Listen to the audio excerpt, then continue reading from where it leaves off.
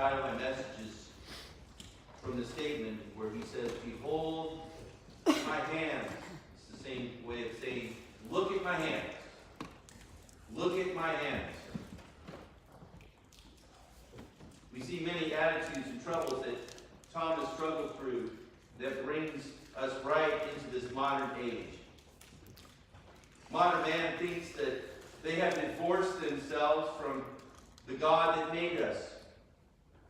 With all our modern age of reason, the advancement of technology and medical understanding, people think we have reached an era of enlightenment. And so, who needs God? After all, we weren't there to witness his death on the cross, nor did we meet him on his resurrection day. Such was the case of Thomas as he struggled against his doubts whether it was all true. Why would Jesus go to a cross? I thought he told us that he was the king of the earth, the repairer of the breach. And yet he died just as all humanity dies. Why should he believe the testimony of the other apostles? So Jesus appears to reveal that it is all true. But can it be him? I'm thankful that God is a God of grace and mercy. I'm thankful today that God did not give up on Thomas. And if God did not give up on Thomas, there's hope for the rest of us. Amen? Amen. Thomas, he said, "Behold my hands. Look at my hands. What do you see, Thomas?" What do we see in the hands of Jesus? What do we see in the hands of Jesus? The first thing we see in the hands of Jesus is we see love in his hands. We see love in the hands of Jesus. The hands of Jesus lifted up the fallen. The hands of Jesus healed the sick. The hands of Jesus restored sight to the blind and hearing to the deaf. The hands of Jesus raised the dead and cast out devils. And the dumb spoke. And the lame walked.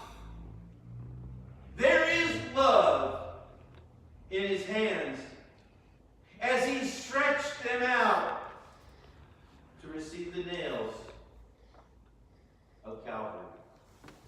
Thomas, look at my hands. Behold them. Remember, Thomas, when he used his hands to feed the 5,000. Remember, Thomas, when he helped you with his hands on the long journeys. Look at his hands. I love the promise in verse 29. He said, "Thomas, because you have seen me, thou hast believed. Blessed are they which have not seen, and yet have believed." Faith in his finished work. Faith in the resurrection of Christ in my life will someday lead me to his hands. I'd rather be in his hands than anybody's hands. Oh, to touch. All that day when I touched his hands. Thomas touched his hands. Thomas held his hands. Thomas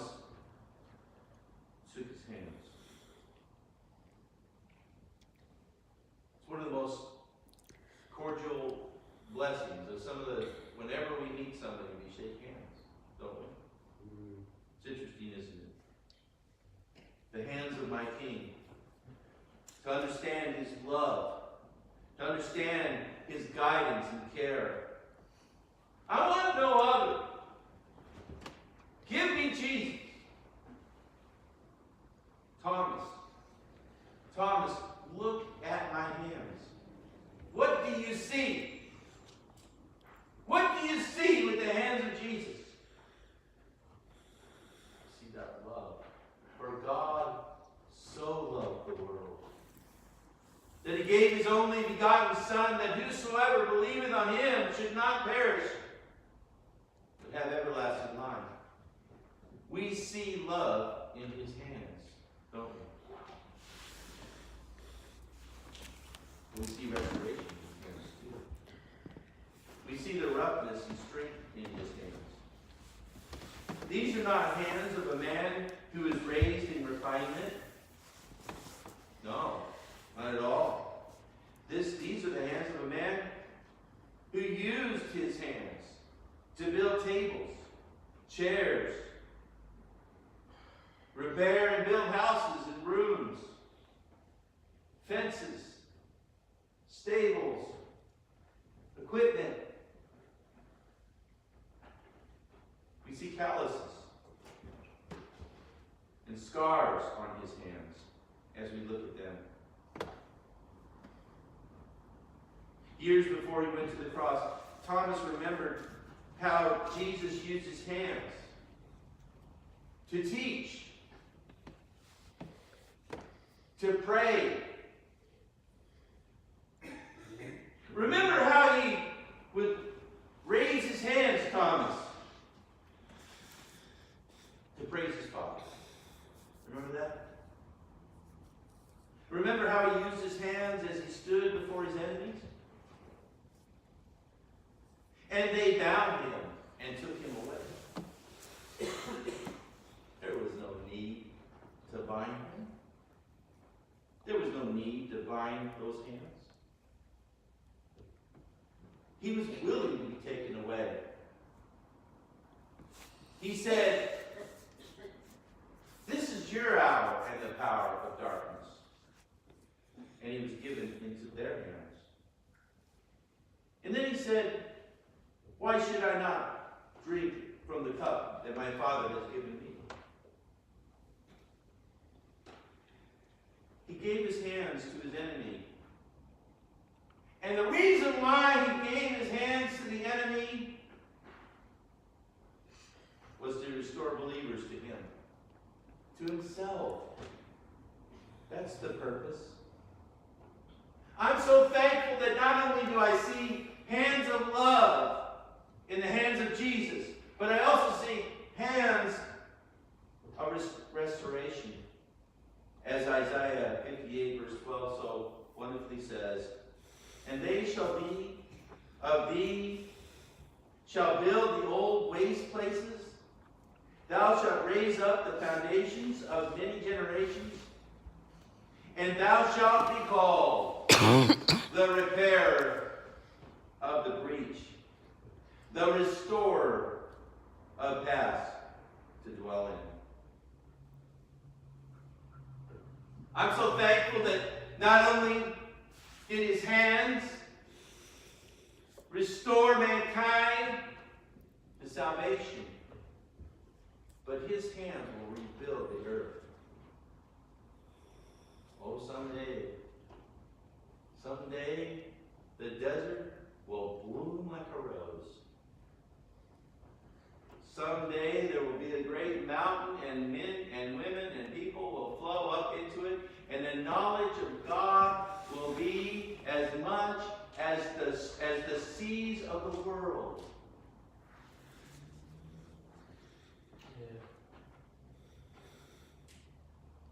The hands of our Creator, the hands of our Deliverer, the hands of our friend, the hands of our Restorer, the hands of our Healer,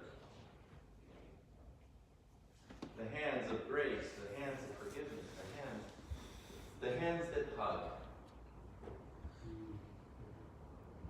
the hands that reach to us. So many people have the wrong perspective of who God is.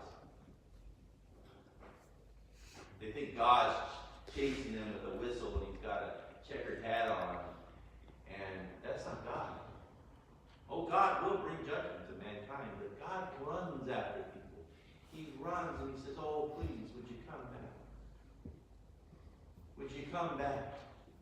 As long as we have mortal life, there is still hope that we can come into the hands of Jesus. And he will restore us.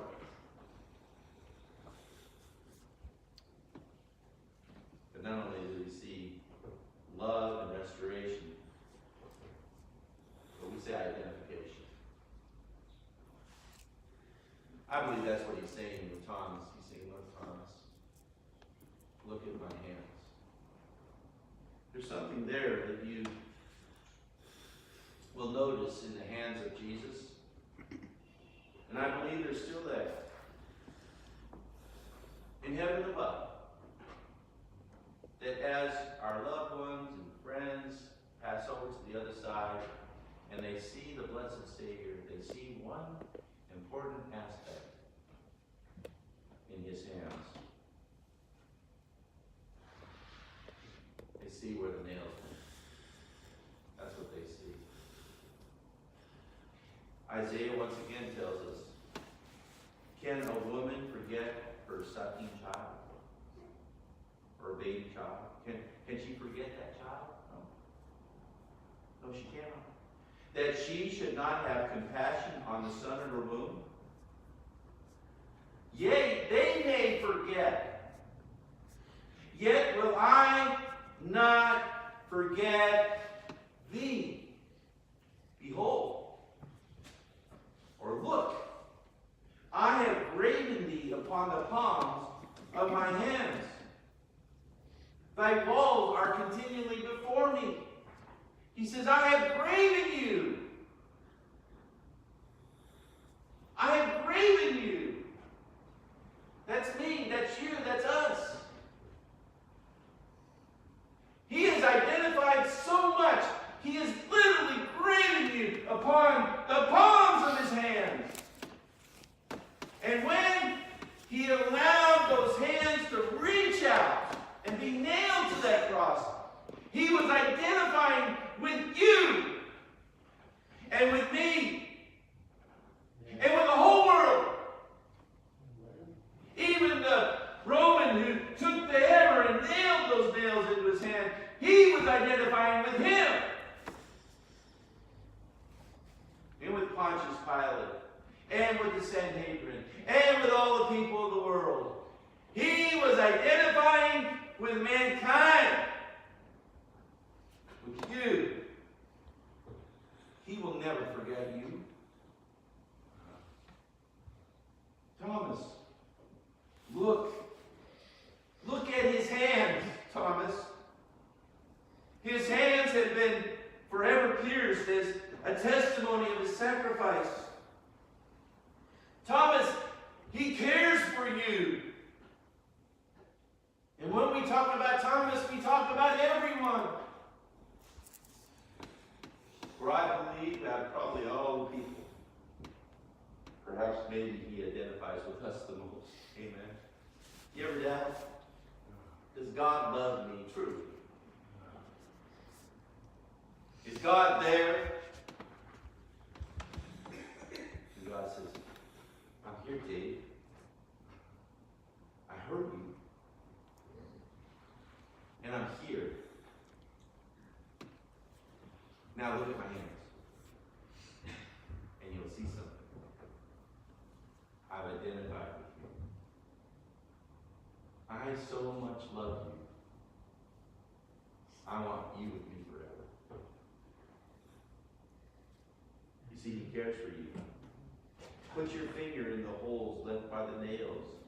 The nails are gone, but the wounds remain forever as a reminder of the price that he has paid. Identify with him in salvation. Follow him in baptism. And carry his identity with you throughout life. I don't understand why we can think that it's a burden to live with you. There's no burden.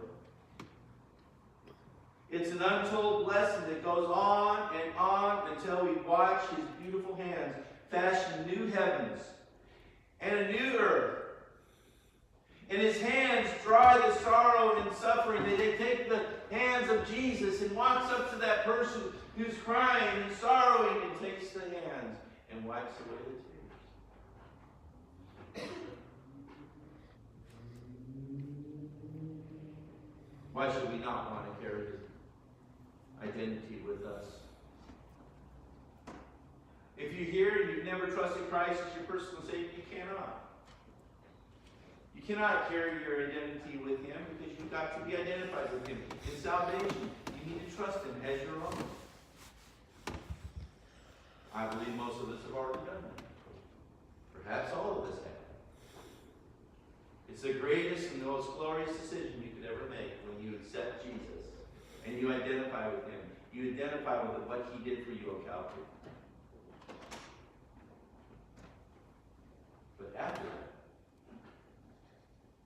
is it any burden to identify with him throughout your life?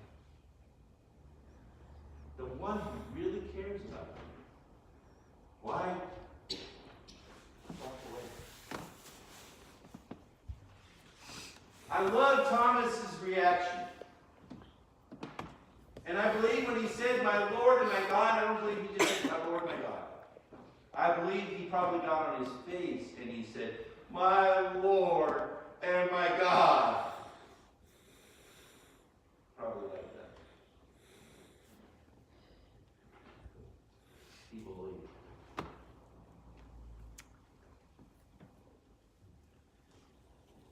And someday, we're going to see him. Have you trusted him? You say, "I have." Then live for him. Thomas, look at his hands and remember. You know, we talked about never forgetting, right? Right? Last week? They never forget. Never forget what he did for us. Never forget what he did for you.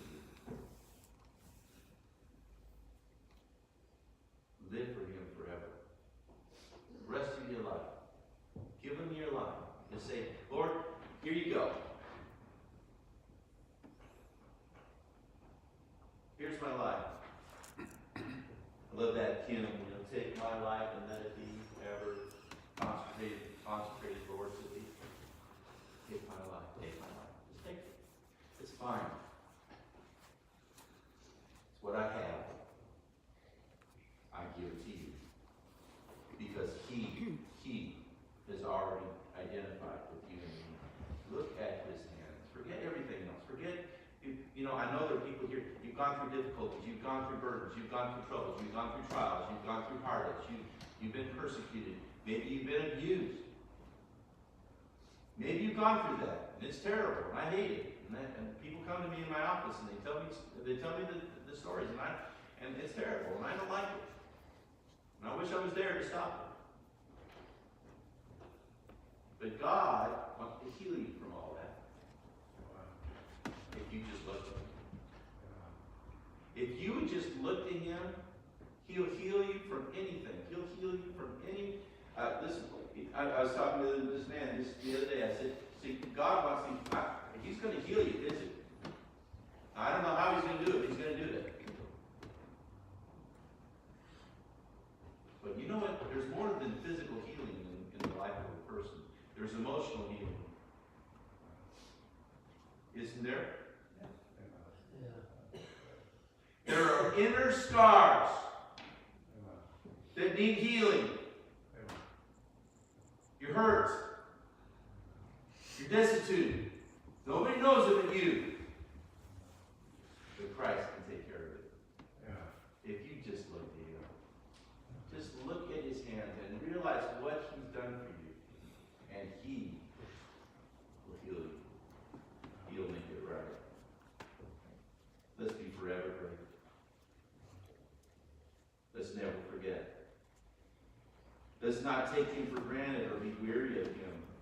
because Jesus is a blessing. Heavenly Father,